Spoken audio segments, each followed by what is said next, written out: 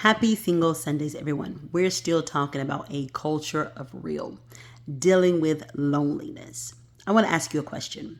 How do you deal with loneliness or your times of loneliness? All of us at some time or other has had to deal with loneliness, whether it was something that we desire to deal with or not. So we're still talking about being real, a culture of real, being real with ourselves, right?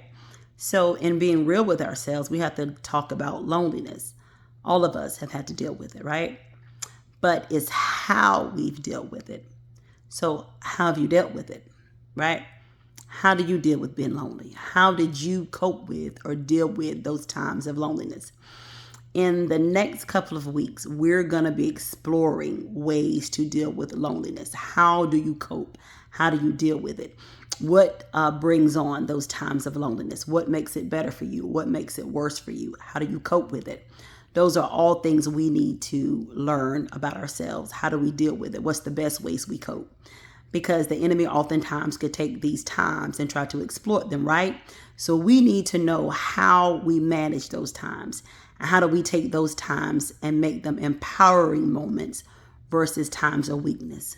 So I want to encourage you on this episode of Single Sundays to know that you're loved, to know that you're valued, to know that no matter who you are and where you are, to know that God loves you, whether you are in a space alone or you're in a space where other people are.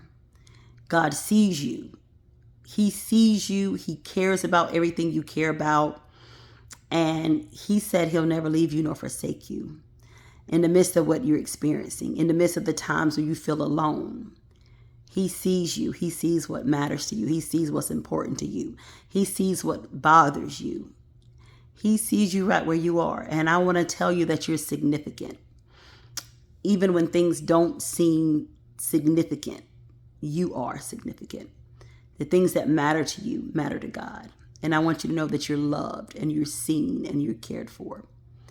Be blessed, beloved, and know that the best is yet to come.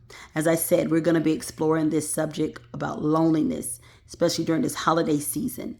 So stay tuned as we dig deeper.